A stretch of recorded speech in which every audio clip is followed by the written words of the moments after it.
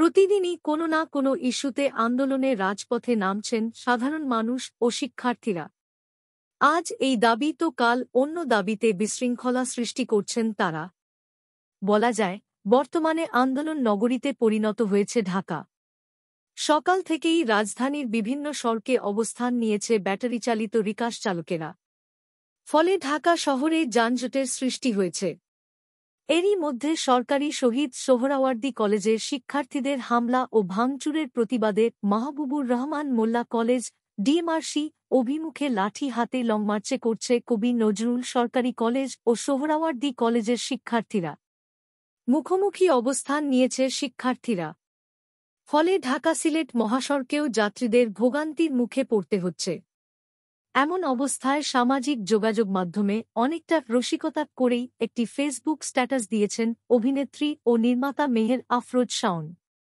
সোমবার দুপুরে নিজের ভেরিফায়েড অ্যাকাউন্টে শাওন লিখেছেন, আজকে কি কোথাও কর্মসূচি, আন্দোলন, বিক্ষোভ নাই? ফেসবুকে কোনো সাড়া শব্দ পাচ্ছি না। এরপর এই অভিনেত্রী লেখেন, ট্রাফিক আপডেট ঢাকার চাকার মতো আন্দোলন আপডেটের একটি অ্যাপ তৈরি করার দাবি জানাচ্ছি। শাওনের সেই পোস্টে একজন মন্তব্য করেছেন, আজকের দিনের প্রথম ভাগের আপডেট। ১. মাহবুবুর রহমান কলেজে ব্যাপক ভাঙচুর ও লুট। ২. আগারগাঁওয়ে অটোরিকশা, বাংলার টেসলা, পাইলটরা দখল নিয়ে বন্ধ করে দিয়েছে ইউনাইটেড স্টেট অব মিরপুর সড়ক। ৩. বকেয়া বেতনের দাবিতে চন্দ্রা নবীনগর সড়ক আবারও নিজেদের দখলে নিয়েছে শ্রমিকরা।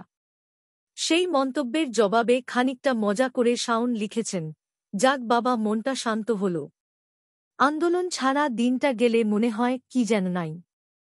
Immigration to Canada. We provide the best quality service and solution for Canada immigration. Please visit our website and contact for details.